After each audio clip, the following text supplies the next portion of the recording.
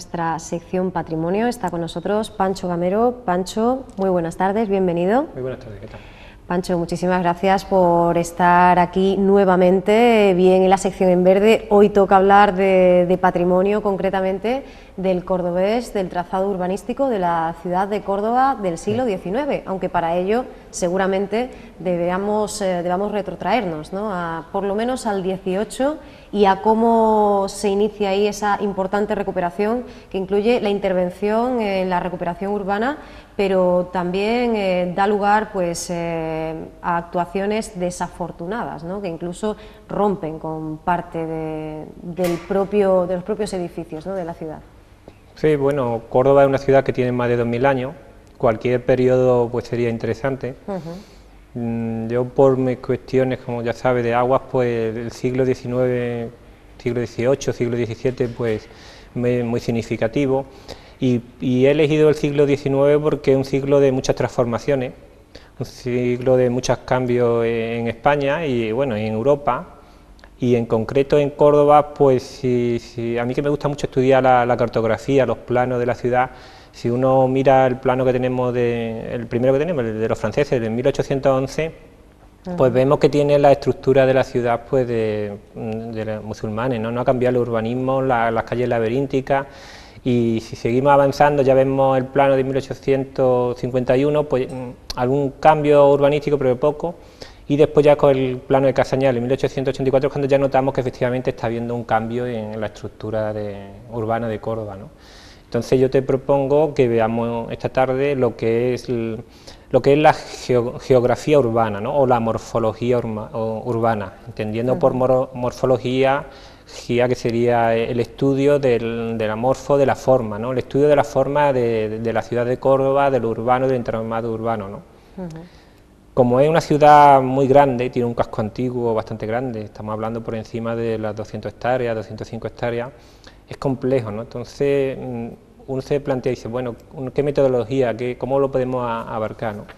Yo había pensado proponeros pues una zona limítrofe entre lo urbano y lo agrario, ¿no? O sea, lo que es las murallas, pero no tanto fijándonos en las murallas, porque yo creo que el tema de las murallas, de las puertas y las puertas está quizá demasiado estudiado, ¿no?, sino aquel espacio urbano que se dice, ese espacio que era campo y se empieza a urbanizar, o sea, justamente a la afuera de la ciudad, ¿no? Me interesa que veamos esa Córdoba, ¿no?, y no solo en su forma, porque si nos quedamos solo en las murallas o en la entrada o los paseos, en las rondas, ¿no?, pues nos faltaría algo, que es el espíritu, ¿no? Lo que yo creo que sería interesante, qué relaciones sociales había, qué influencia había de hacer que nosotros, o el cordobés de aquella época, transformara esos alrededores de la ciudad, ¿no? O sea, una interacción entre lo urbano, la morfología, lo físico que está allí, junto con las relaciones sociales, con los propios cordobés, que hizo que ese lugar se transformara y viceversa. Ese sitio se transformó gracias al cordobés y el cordobés se transformó gracias a esos lugares. O sea, se retroalimenta el lugar físico con las relaciones sociales que se establecen en esos lugares, ¿no? Elegimos además una época que supone que marca un punto crucial, ¿no?, de cara a ese futuro y actual modelo espacial morfológico. Hablábamos antes de esa demolición de puertas y la mayor parte de la muralla, la creación de paseos y avenidas, la apertura de nuevas vías hacia la configuración definitiva de lo que es hoy el cinturón de rondas, ¿no?, que rodea el casco histórico. Este viaje, Pancho, seguramente sea más largo, ¿no?, exceda una sesión dentro de la sección Patrimonio, ¿no? Pues sí, porque sí, tenemos aquí una imagen de la ciudad de Córdoba. Sí. Si vemos, es un centro urbano muy potente, muy grande, ¿no? En aquella época, a mediados del siglo XIX, como vemos ahí en la imagen, pues podía haber perfectamente 40 y tantas mil personas, ¿no? Entonces yo propongo un viaje, pues siguiendo un poco la línea del lienzo de la muralla, de poniente a este, de poniente a levante, empezando, si quiere, por la zona noroeste, que sería por los jardines de la Victoria, por el norte de la ciudad, así, de izquierda a derecha, ¿no?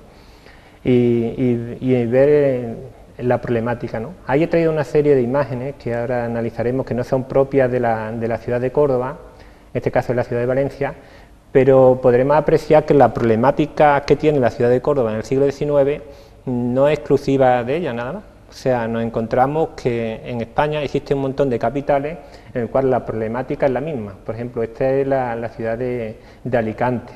Sí. La problemática es que se tiene que abrir, esto es la imagen de Toledo, se tiene que abrir afuera, a los exteriores, de acuerdo, al campo, a la zona rural, porque la mayoría de las ciudades en esta época están todavía amuralladas. O sea, la muralla es un auténtico corsé, es una limitación para el desarrollo de las ciudades. Entonces, tanto, como digo, no es solo un problema propio de aquí, autóctono de aquí, sino yo, por ejemplo, que soy de Badajoz, pues nosotros también sufrimos nuestras problemáticas con las murallas de la ciudad. Hubo en su día un dilema de que qué hacemos con las puertas, con las entradas, las derribamos o no. En la ciudad de, por ejemplo, de Alicante, pues se dio también el problema de lo que se llamó la guerra de las murallas, ¿no? Una vez que Isabel II permitió que se echaran abajo las murallas, pues se permitió el que pudiera desarrollarse fuera la ciudad, ¿no? Entonces, para entender un poco el devenir urbano que ha llegado a nuestros días de la ciudad de Córdoba, creo que es ese momento histórico del siglo XIX, a lo largo del siglo XIX, en el cual nos vemos como la muralla ya no como un elemento defensivo, un elemento que da estabilidad a la ciudad, sino como un elemento que prohíbe, que limita su desarrollo futuro. Entonces, ese momento histórico yo creo que es cuando en verdad empieza a cambiar radicalmente la fisionomía de nuestra urbe, ¿no? de Córdoba, ¿no? Algo en lo que inevitablemente influye, ¿no? Ese pensamiento ilustrado, ¿no? Sí, el pensamiento ilustrado es de antes, ¿no? Si lo tenemos del siglo XVIII, pues España pues tiene lo ilustrado aquí a nivel nacional, pues influyen en la corona, ¿no? Influye en Carlos III, influye también en Fernando VII, digamos que son unos planteamientos. Bueno, el movimiento ilustrado aquí en España hay que reconocer que es más bien católico, ¿no?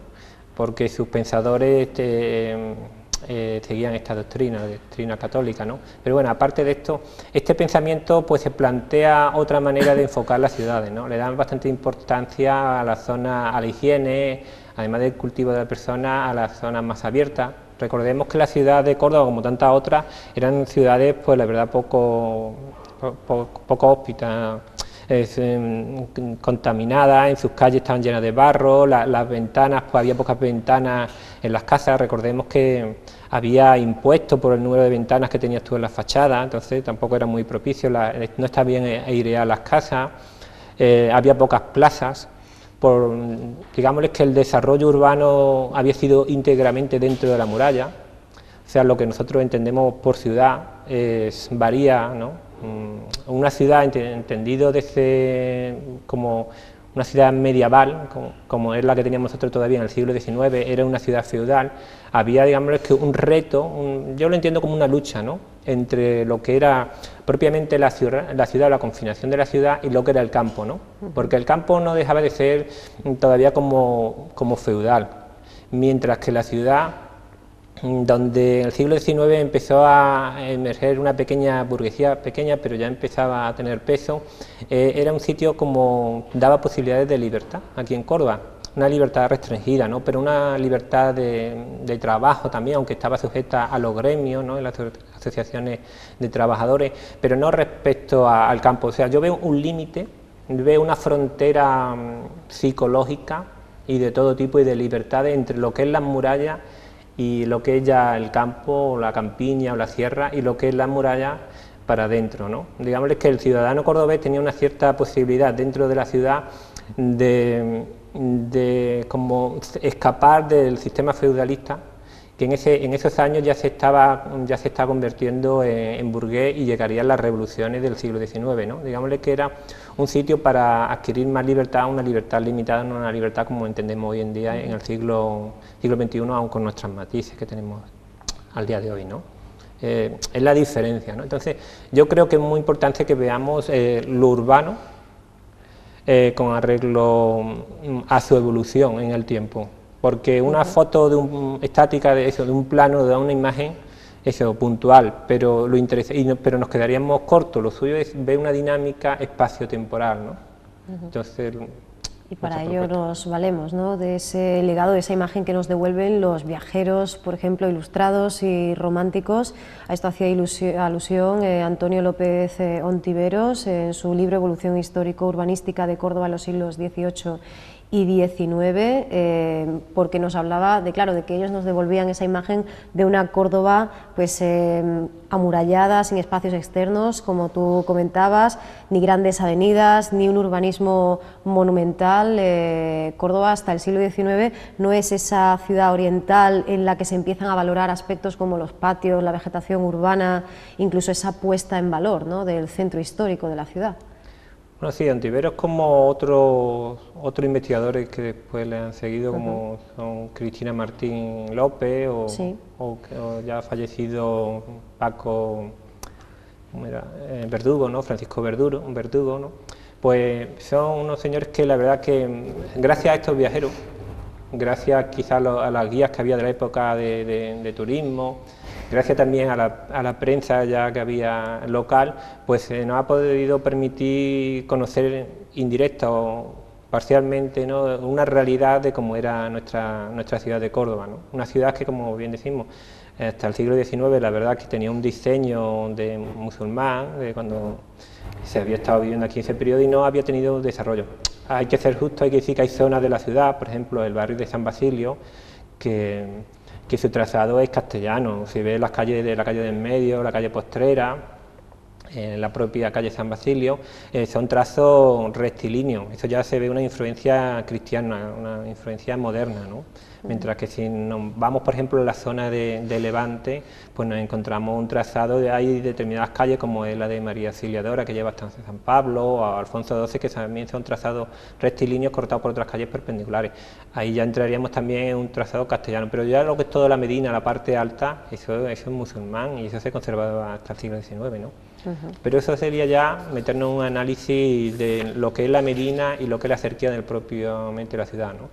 Yo creo que la línea que os invito a seguir, que podemos seguir, Ángela, es la zona de desarrollo, como te guiaba al principio, la zona, por ejemplo, de los Jardines de la Victoria, lo que es la zona del Gran Capitán, la llegada del primer plan Renfe, porque aquí hablamos del plan Renfe, pero en verdad hubo otro, cuando llegó el tren en verdad, ¿no?, en el siglo XIX, ¿no? Sí. Eso la verdad sí que tuvo un gran reflejo en el cambio del centro de gravedad de la vida social de la ciudad, ¿no?, porque la ciudad no pivota, va pivoteando tiene distintos ejes de centro de vida según distintas épocas, según distintos desarrollos económicos, ¿no? Sabemos de la época de la Corredera, de la calle La Feria, después ha ido subiendo a Claudio Marcelo, ¿no? Hoy en día, pues, ¿dónde estaría el centro de vida social? Pues las Tendillas, la zona del Corte Inglés, ¿no?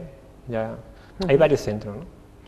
Y a extramuros de la muralla occidental del recinto amurallado de Córdoba, pues configurado como se comenzaría a utilizar desde el siglo XVIII, nos encontramos con esos primeros paseos públicos ajardinados de la ciudad, ¿no?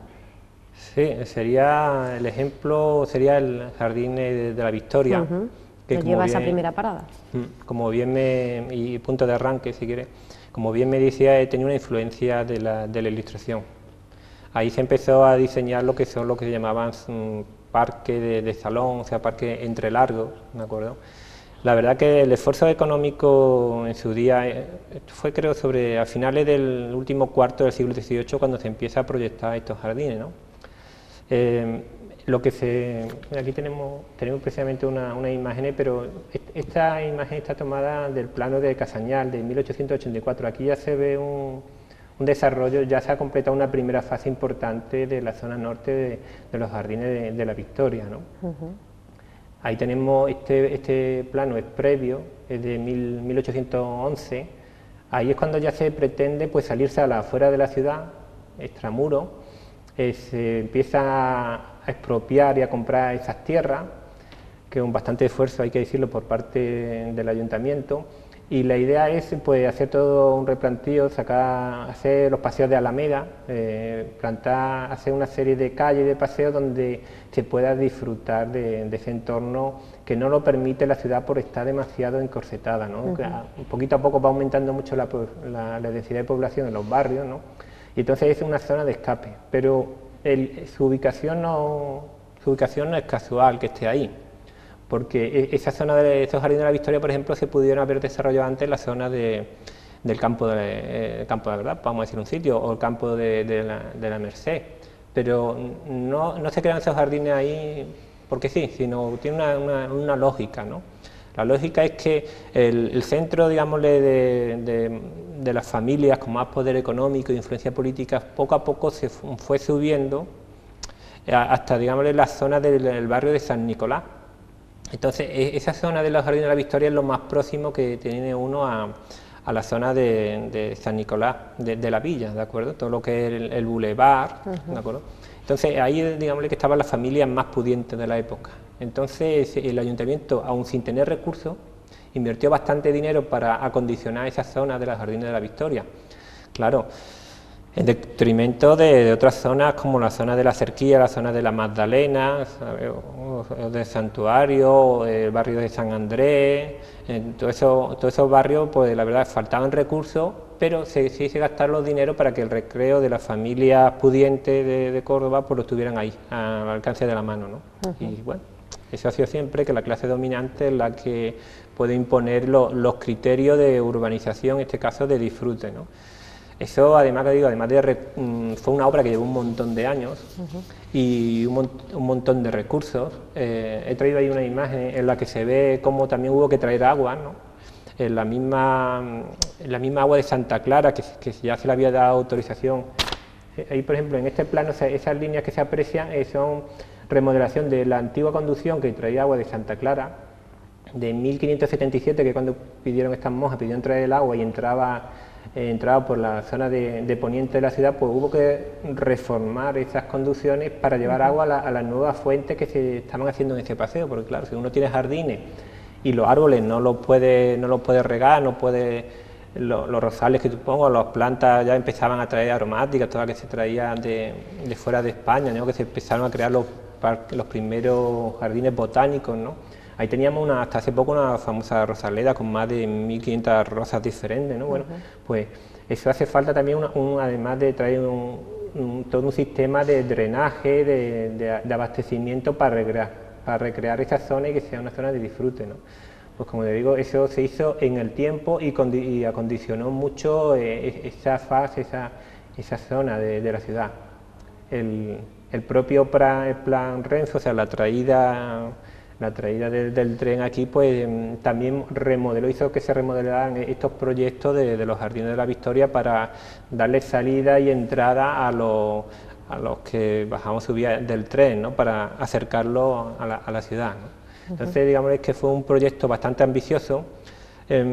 A mí, la verdad, te digo, Ángela, a mí me da pena hoy en día cuando paseo por Córdoba y veo un edificio, el antiguo Melia, ¿no? que llamamos aquí el Hotel Oxidado por la fachada, ¿no? Cuando yo veo ese edificio que rompe todo un proyecto de los Jardines de la Victoria, cuando veo esa zona que está para la circulación, un circuito de las bicis, ¿no? Que la idea es buena, pero no deja de ser algo muy estructurado, muy de ladrillo, por así decirlo, en vez de ser un espacio verde. Cuando esta pérgola que se ha reformado y ahora ahí tiene un sitio de recreo, pero que se ha hecho bares, restaurantes de todo tipo, que el proyecto es muy bonito, pero yo creo que el lugar no es exactamente el adecuado para lo que nuestros antepasados proyectaron allí, una zona abierta, una zona de recreo, no una zona completamente de bares, ¿no? De comer, ¿no? Y así, ¿no? Cuando uno va viendo todo ese paseo, todo ese pulmón verde que iba del norte de la ciudad, por la zona de Poniente, hasta el río, y vemos como poco a poco se va echando más hormigón, más cemento, veo que se pierde el proyecto original, que era un pulmón y una zona de tránsito holgada de la ciudad, ¿no?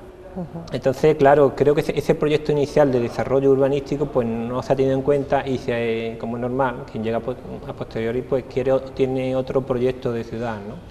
Pero la idea originaria de hacer esa zona de paseo yo creo que fue, como digo, influencia de la Ilustración, pero que un proyecto que debiéramos retomar en otra zona de la ciudad, ¿no? Pues interesantísima esta vuelta al pasado, ¿verdad? Y esta invitación a reflexionar sobre el propio diseño urbanístico de la ciudad. Pancho, nos pasamos ya algunos minutos de la hora, pero te invito a que el próximo martes continuemos con este paseo y podamos recorrer con nuevos ojos la ciudad de Córdoba. Pues de acuerdo, y vamos más despacito y por esa zona de la ciudad. Muy bien, Pancho, muchísimas gracias, de verdad.